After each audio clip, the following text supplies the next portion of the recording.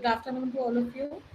Yesterday, what we studied, what is the effect of particle size on a drug absorption. That means particle size and surface area, how it affects the drug absorption. We studied this yesterday. क्योंकि absorption जो है अगर आपका vary करेगा, definitely it will result in variation in bioavailability also. Today we will start with the polymorphism and amorphism. Okay, polymorphism hope so तुम्हें कुछ idea हो गई. आपके जो भी मटेरियल होते हैं, जो भी ड्रग्स होते हैं, some time they exist in crystalline form, some time they exist in आपके एमॉर्फस फॉर्म. दैट मीन्स जो ड्रग्स होते हैं वो क्रिस्टलाइन फॉर्म में भी एग्जिस्ट कर सकते हैं और आपके एमॉर्फस फॉर्म में भी एग्जिस्ट कर सकते हैं. दैट मीन्स कोई भी मटेरियल है, कोई भी ड्रग है, वो आपके एमॉर्फस फॉर्म में भी एग्जिस्ट कर सकता है, क्रिस्टलाइन फॉर्म में भी एग्जिस्ट कर सकता है. बट ये किस बेसिस पे डिसाइड होता है कि आपका क्रिस्टलाइन फॉर्म है या amorphous? On the basis of internal structure, यानी इंटरनल जो एक क्रिस्टल लैटिस जो है कंटिन्यूसली एक पैटर्न में जो रन कर रहा होता है पर्टिकुलर ड्रग के अंदर या पर्टिकुलर सॉलिड मटेरियल के अंदर, अगर वो इंटरनल क्रिस्टल लैटिस या इंटरनल स्ट्रक्चर प्रेजेंट है तो उस तरह के मटेरियल को हम क्या बोलते हैं? Crystalline material. If that internal crystal lattice or internal structure is lacking in any solid, तो हम उसे क्या बोलते हैं? amorphous. That means हमने बोला कि कोई भी ड्रग जो है, any solid substance जो है, हम उसे अगर क्लासीफाई करते हैं तो what we say कि या तो वो क्रिस्टलाइन होगा या तो amorphous होगा. क्रिस्टलाइन एंड amorphous हम किस टर्म में, किस रेफरेंस को लेके बात करते हैं कि whether internal structure या जो रेगुलर पैटर्न है it is existing in solid or not. If it is existing, अगर इंटरनल स्ट्रक्चर या जो आपका क्रिस्टल लैटिस है, एक रेगुलर पैटर्न जो है, if it is continuously existing in जो भी ड्रग मटेरियल है, जो भी सॉलिड मटेरियल है, तो उसे हम क्या बोलते हैं? Crystalline nature. अगर वो इंटरनल स्ट्रक्चर प्रेजेंट नहीं है तो उसे हम क्या बोलते हैं? Amorphous substance. ठीक है. अब तो हमने बोला जिसमें आपका इंटरनल स्ट्रक्चर प्रेजेंट होता है उसे हम बोलते हैं क्रिस्टलाइन फॉर्म. ओके, जो आपका सब्सटेंस है क्रिस्टलाइन फॉर्म, क्रिस्टल जिसे हम कह रहे हैं, वो क्रिस्टल आपका जो है, दैट सब्सटेंस जो है, that may exist in more than one crystalline form. यानी एक सब्सटेंस जो है एक से ज्यादा क्रिस्टलाइन फॉर्म में एग्जिस्ट कर सकता है. क्यों? क्योंकि हमने बोला वो सब्सटेंस को अगर हम प्यूरिफिकेशन पे लेके जा रहे हैं तो किस तरह का सॉल्वेंट यूज कर रहे हैं उसके अकॉर्डिंग भी हमारा जो क्रिस्टलाइजेशन जो पैटर्न है, जो इंटरनल पैटर्न है, वो चेंज हो सकता है. तो डेफिनेटली सिंगल सब्सटेंस जो है, जो ड्रग सब्सटेंस है, if it exist in more than one crystalline form, this phenomenon is known as the polymorphism. Polymorphism हम किसे बोलते हैं? When the substance exists in more than one crystalline form, then these different forms are known as the polymorphs and the phenomenon is known as the polymorphism. ठीक है. So एक substance अगर एक से ज्यादा crystalline form में exist कर रहा है तो उसे हम polymorphism बोल रहे हैं, polymorphs बोल रहे हैं, and phenomenon को हम क्या बोल रहे हैं? polymorphism. हमने बोला दो तरह के आप polymorphs in terms of chemistry अगर आप बोलेंगे तो आप दो तरह के पॉलीमॉर्फ्स बोलते हैं, इनैनिसोट्रोपी पॉलीमॉर्फ्स एंड मोनोट्रोपी पॉलीमॉर्फ्स.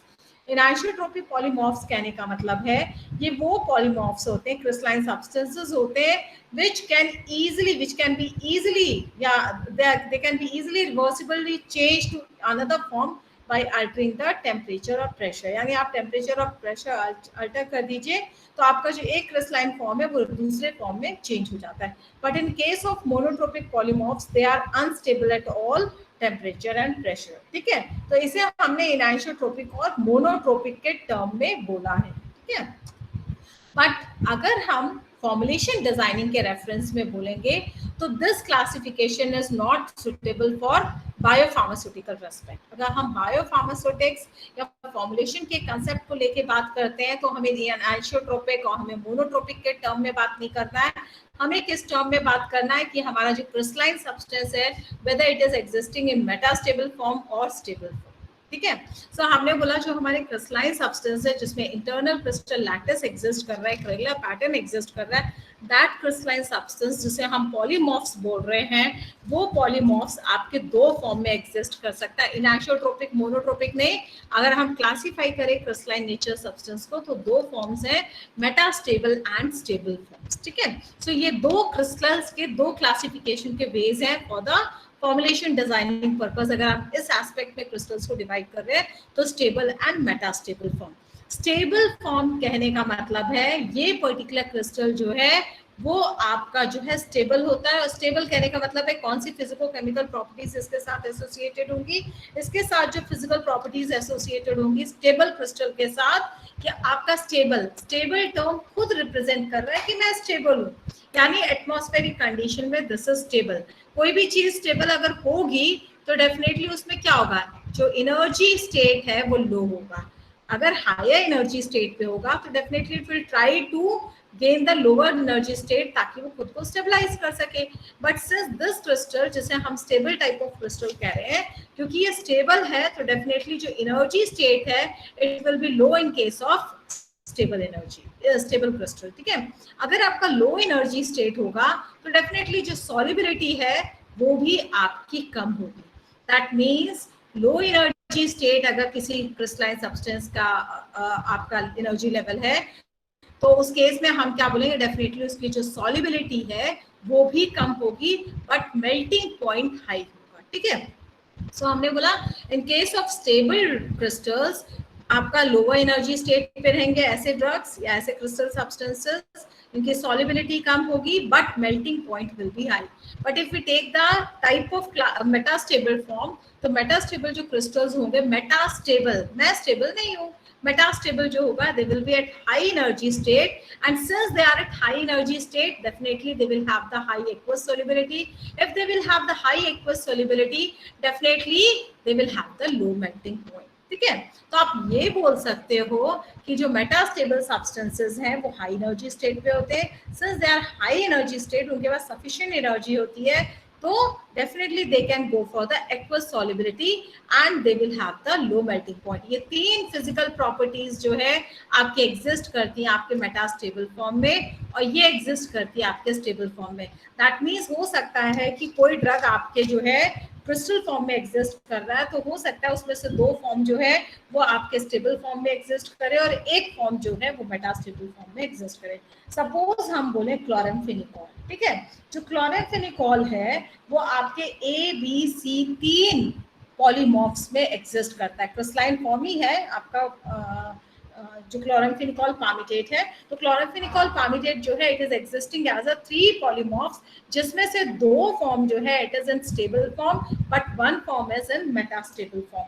तो हमने बोला जो क्लोराम्फेनिकोल है it is existing in 3 polymorphs A B C, ठीक है। जो बी पॉलीमॉर्फ है it is the metastable form, और मेटास्टेबल फॉर्म होने का मतलब है definitely they are at high energy state. Since they are at high energy state they will have good aqueous solubility and they will have low melting point also, ठीक है।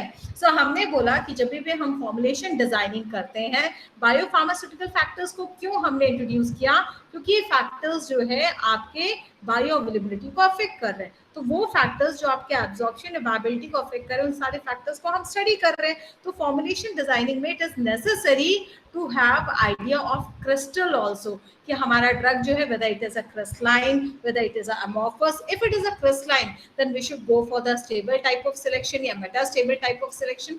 किस तरह का formulation designing करने जा रहे हैं, what is the purpose of that particular dosage form या what is the purpose of that particular drug, on that behalf जो है हम आपके ड्रग को सिलेक्ट करते हैं कि वो मेटास्टेबल फॉर्म लेना है या फिर हमें स्टेबल फॉर्म लेना है, ठीक है। सिंस हमने बोला there are 2 rate limiting steps, हमने क्या बोला था, 2 रेट लिमिटिंग स्टेप्स होते हैं, एक सॉल्युबिलिटी और दूसरा हमने बोला था परमिएशन। यानी जो सॉल्युबिलिटी है it will be the rate limiting step for the hydrophobic drugs, लेकिन जो आपका परमेबिलिटी है it will be the rate limiting step for the hydrophilic drugs. तो हमने बोला ये दो हमारे रेट लिमिटिंग स्टेप्स है, तो डेफिनेटली जो सॉल्युबिलिटी पैरामीटर है ये इंपॉर्टेंट है जब भी हम बायो अवेलेबिलिटी की बात कर रहे हैं। तो हमने बोला कि क्रिस्टल्स जो है उसके ऑर्डर ऑफ सॉल्युबिलिटी के अकॉर्डिंग अगर हम देखें तो जो अमॉर्फस फॉर्म होता है it is more stable than metastable form than stable form, ठीक है। तो हमने क्रिस्टलाइन की जब बात कही थी, तो क्रिस्टलाइन हमने बोला दो फॉर्म में एग्जिस्ट करे, metastable form and stable form. Metastable, मैं अनस्टेबल हूँ एक तरह से। मेटास्टेबल क्यों? Because it is at higher energy state. Since it is at higher energy state, it will have good aqueous solubility, क्योंकि उसके पास एनर्जी ज्यादा है तो सॉल्युबिलिटी उसकी ज्यादा होगी और मेल्टिंग पॉइंट कम होगा। ठीक है। तो हमें अगर फॉर्मुलेशन के लिए सिलेक्ट करना है तो हमारा प्रेफरेंस हमेशा जो है मेटास्टेबल फॉर्म के लिए रहना चाहिए।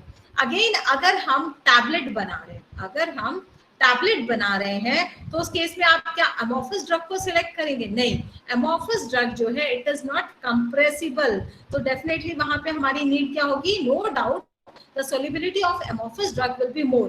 जो solubility है amorphous drug की ज्यादा होती है compared to crystalline form, but हमें formulation designing में ये भी देखना है कि what dosage form we are making। if we are making the tablet, तो tablet में क्या है?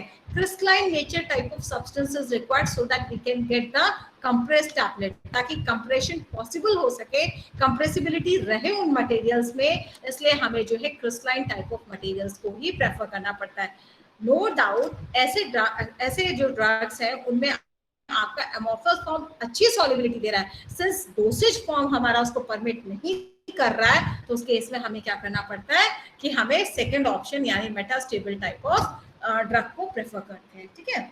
but if we are making the solution, if we are making the suspension, at that time we can go for the selection of amorphous form of that particular drug, क्योंकि हो सकता है कोई drug amorphous form में exist कर रहा हो या crystalline form में भी exist कर रहा हो, तो depending on the type of the dosage form which we want to formulate, as per that we will select amorphous type of drug भी सिलेक्ट कर सकते हैं या फिर हम क्रिस्टलाइन टाइप ऑफ ड्रग भी सिलेक्ट कर सकते हैं। बट अगर हम क्रिस्टलाइन में कंपैरिजन करेंगे तो डेफिनेटली अंडरस्टूड है कि metastable form will give better result, better solubility compared to the stable type of crystalline form या पॉलीमॉर्फ। ठीक है।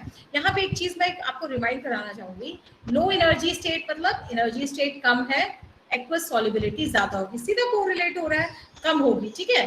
तो हमने बोला कि अगर आपकी किसी भी चीज में एनर्जी स्टेट कम है तो उसकी सॉल्युबिलिटी कम होगी, सॉल्युबिलिटी कम होगी लेकिन मेल्टिंग पॉइंट ज्यादा होगा। इससे आप ये भी कोरिलेट कर सकते हैं कि जब आपके जो भी आपके एटम्स हैं, जो भी आपके पर्टिकुलर ये है, जो भी ड्रग है, जो भी कंपाउंड है, जो भी मटेरियल है, आपका हाई मेल्टिंग पॉइंट कब देगा? डेफिनेटली जो भी उसमें एटम्स है, जो भी मॉलिक्यूल्स प्रेजेंट है, अगर वो टाइटली इंगेज होंगे एक दूसरे से, अगर बॉन्ड बहुत टाइटली इंगेज होंगे तो उस केस में क्या होगा? डेफिनेटली उस केस में सॉल्युबिलिटी उसकी जो है कम हो जाएगी और मेल्टिंग पॉइंट हाई हो जाएगा। दैट मीन्स अगर आपके जो मॉलिक्यूल्स हैं उनके बीच में जो बॉन्डिंग है इट इज वेरी स्ट्रॉन्ग, तो डेफिनेटली ऐसे कंपाउंड्स जो है वो अपना हाई मेल्टिंग पॉइंट भी शो करेंगे और साथ में जो सॉल्युबिलिटी है वो भी रिड्यूस कर देंगे। तो आप इससे भी इजीली कोरिलेट कर सकते हैं कि ऐसे ड्रग्स जिनका हाई मेल्टिंग पॉइंट है, क्यों? क्योंकि उनके मॉलिक्यूल्स के बीच में एक अच्छा स्ट्रेंथ एग्जिस्ट कर रहा है, it is not easy to break that strength. और अगर आपका ब्रेक करना इजी नहीं है, that means definitely that type of drug will have the high melting point and that type of drug will also have the less solubility. We can also judge from these two incidences कि definitely they are at low energy state। metastable के case में low melting point यानी molecules जो है उसके बीच में कोई बहुत स्ट्रॉन्ग बॉन्ड नहीं है, एंड डेफिनेटली जैसे हम उसको सोल्यूबलाइज करते हैं या मेल्ट करते हैं, दे कैन इजीली मेल्ट और दे कैन इजीली सोल्यूबलाइज। सो हमने बोला इस तरह से हम जो है डिफरेंट फिजिकल प्रॉपर्टीज जो आपकी मेटास्टेबल या स्टेबल टाइप ऑफ क्रिस्टल्स है उनको रिकॉल कर सकते हैं, रिमेंबर कर सकते हैं। ठीक है। नेक्स्ट हमने बोला when we talk about the crystallization, तो हमने बोला क्रिस्टलाइजेशन के समय क्रिस्टल का फॉर्मेशन होता है। क्रिस्टलाइजेशन मतलब प्यूरिफिकेशन। ठीक है। जब प्यूरिफिकेशन किसी ड्रग का हम करते हैं तो crystallization is also one of the method.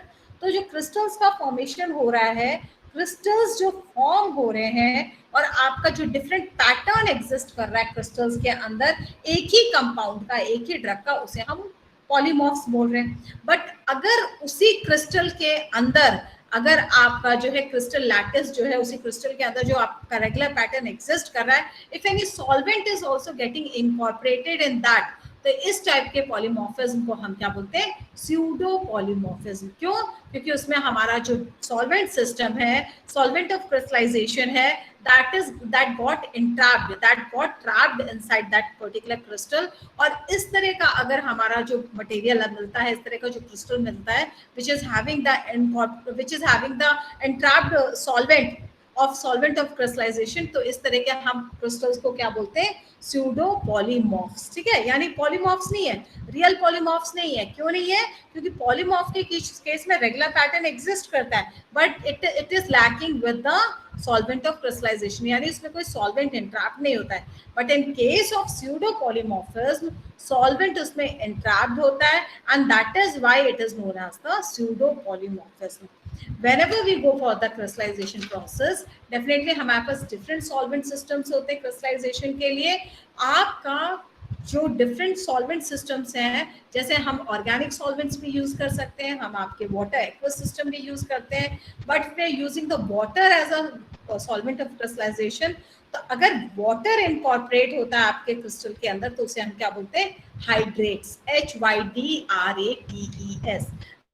That means जो सॉल्वेंट आपके क्रिस्टल में आपका इंट्रैप हुआ है, उस केस में हम उस तरह के क्रिस्टल को क्या बोलते हैं, हाइड्रेट बोलते हैं। बट इफ अगर ऑर्गेनिक सॉल्वेंट आपके क्रिस्टल में इंट्रैप हुआ है, तो उसे हम क्या बोलते हैं, उसे हम सॉल्वेट बोलते हैं। ठीक है, तो सॉल्वेट के केस में किस तरह का सॉल्वेंट हमारा इंट्रैप होता है, ऑर्गेनिक सॉल्वेंट। ऑर्गेनिक सॉल्वेंट कहने का मतलब है, हो सकता है क्लोरोफॉर्म हो सकता है अल्कोहल हो, any type of solvent system आपका हो सकता है, पेंटेनॉल हो सकता है, any type of organic solvent can be used. But main problem क्या है कि जो भी हम ऑर्गेनिक सॉल्वेंट यूज कर रहे हैं क्रिस्टलाइजेशन के समय, it is very necessary to pay attention कि आप जो भी सॉल्वेंट यूज करेंगे, वो सॉल्वेंट जो है आपका टॉक्सिक नहीं होना चाहिए। उसका रीजन है, अगर आपका इस तरह का सॉल्वेंट इंट्रैप्ड हो जाता है, जैसे हमने बोला क्लोरोफॉर्म है या पेंटेनॉल है या अल्कोहल है, एथेनॉल है, whatever solvent, organic solvent you are using, if it is getting entrapped in that particular crystal, तो क्या होगा, वो क्रिस्टल के अंदर जो सॉल्वेंट सिस्टम है, जब आप उसे एज अ ड्रग यूज करेंगे, तो क्या होगा, वो सॉल्वेंट का इफेक्ट भी कहीं ना कहीं फॉर्मुलेशन में एग्जिस्ट करेगा। And if that type of solvent is toxic, तो वो हमारी बॉडी को भी हार्मफुल हो सकता है। ठीक है, तो हमने बोला स्यूडो पॉलीमॉर्फिज्म क्यों है, क्योंकि सॉल्वेंट ऑफ क्रिस्टलाइजेशन उसके अंदर इंट्रैप हो गया। सॉल्वेंट ऑफ क्रिस्टलाइजेशन अगर इंट्रैप होता है, तो इस तरह के पॉलीमॉर्फ्स को हम स्यूडो पॉलीमॉर्फ्स बोलते हैं। बट किस तरह का सॉल्वेंट होता है, दो तरह के सॉल्वेंट्स होते हैं, एक्वस और organic solvent. Organic solvent specially जब सिलेक्ट कर रहे हैं, ज्यादा इस पे ध्यान देना चाहिए कि कोई भी जो सॉल्वेंट है उसकी टॉक्सिसिटी नहीं होनी चाहिए, ताकि हमारा जो भी फॉर्मुलेशन है वो सेफ जोन में रहे। ठीक है, तो इसे हम क्या बोलते हैं, स्यूडो पॉलीमॉर्फिज्म। अल्टीमेटली अगर हम पॉलीमॉर्फिज्म और स्यूडो पॉलीमॉर्फिज्म को कंबाइन कर लें, तो हम क्या बोलेंगे कि आपका, देखिए, यानी हमने बोला ड्रग जो है अगर क्रिस्टलाइन फॉर्म में एग्जिस्ट कर रही है, तो वो या तो वो एनहाइड्रस फॉर्म में एग्जिस्ट करेगी, या तो वो सॉल्वेट फॉर्म में एग्जिस्ट करेगी, या तो वो हाइड्रेट फॉर्म में। ठीक है, मैंने बोला ड्रग अगर हम ब्रॉडली डिवाइड करें, तो हमने बोला ड्रग दो फॉर्म में हो रही है, एक आपका एमोफस, एक आपका क्रिस्टलाइन। जब हम क्रिस्टलाइन को फर्दर डिवाइड करेंगे, तो हम क्या बोलेंगे, एक आपका पॉलीमॉर्फ, एक आपका स्यूडो पॉलीमॉर्फ। जब हम स्यूडो पॉलीमॉर्फ को डिवाइड करेंगे, तो क्या बोलेंगे, हाइड्रेट और सॉल्वेट। ठीक है, अब क्रिस्टलाइन को सिर्फ अगर हम डिवाइड करें, तो उस केस में हम ये बोल सकते हैं anhydrous type of crystal, solvate type of crystal और hydrate type of crystal. Solubility के रेफरेंस में अगर हम बात करेंगे, सबसे बेस्ट सॉल्युबिलिटी हमेशा आपकी एमॉर्फस टाइप ऑफ मटेरियल की रहेगी, जो solid material if it is existing in amorphous form, that will give the best solubility. Next solubility किसकी आएगी, एनहाइड्रस फॉर्म। जब हम एनहाइड्रस फॉर्म की बात कर रहे हैं, तो डेफिनेटली मेटास्टेबल स्टेबल फॉर्म में से मेटास्टेबल को पहले प्रेफरेंस मिलेगा, देन स्टेबल को, फिर उसके बाद किसको प्रेफरेंस मिलेगा, फिर आपके प्रेफरेंस मिलेगा आपके सॉल्वेट्स को, ऑर्गेनिक सॉल्वेंट जिसमें इंट्रैप्ड है, then preference will be given to the hydrates. That means minimum solubility जो है वो हाइड्रेट्स में रहेगी, मैक्सिमम सॉल्युबिलिटी जो है वो एनहाइड्रस फॉर्म में रहेगा in the form of metastable, और जो बेस्ट सॉल्युबिलिटी है आपकी वो एमोफस में, यानी एमोफस फॉर्म बेस्ट सॉल्युबल है, उसकी सॉल्युबिलिटी बेस्ट है, बट अगर हम क्रिस्टलाइन मटेरियल से ही सिलेक्ट करना चाहते हैं, at that time we will prefer the anhydrous form of the drug which is existing in crystalline form. और ये जो एनहाइड्रस फॉर्म है ये आपका जो है मेटास्टेबल स्टेबल फॉर्म में इफ इट इज एग्जिस्टिंग तो we have to go for the metastable form for formulation designing, ठीक है। नेक्स्ट हमने बोला यहाँ पे एक और चीज, आपके एमोफस क्या होते हैं, एमोफस को हम जो है सुपर कूल्ड लिक्विड्स भी बोलते हैं, क्योंकि they have good solubility, they have high solubility, तो हम ये बोल सकते हैं कि they are at high energy state. जो आपके एमोफस सब्सटेंसेस होते हैं they are at high energy state, they have good solubility, that means उसकी सॉल्युबिलिटी जो है वो अच्छी होती है, और इसमें कोई इंटरनल स्ट्रक्चर जो है एग्जिस्ट नहीं करता है। दैट मीन्स जो आपके एमोफस सब्सटेंसेस हैं उनमें कोई भी इंटरनल क्रिस्टल लैटिस जो है इट नॉट एग्जिस्ट। तो हमने बोला जो आपका एमोफस है वो बेस्ट है, then metastable, then stable, then solvates, then hydrates. Next हमने बोला salt form of the drug जो है it also affects the absorption, ठीक है। जो salt form of the drug है वो भी आपके एब्सॉर्प्शन को अफेक्ट करता है। क्यों? क्योंकि आपको पता है कि सॉल्युबिलिटी जो है it is pH dependent process. Salt form of the drug definitely will affect the solubility, ठीक है। क्यों? क्योंकि जो सॉल्युबिलिटी है वो पीएच डिपेंडेंट प्रोसेस है। आपको ऑलरेडी पता है कि हमारे जो ड्रग्स होते हैं वो वीक एसिड होते हैं या तो वीक बेस होते हैं।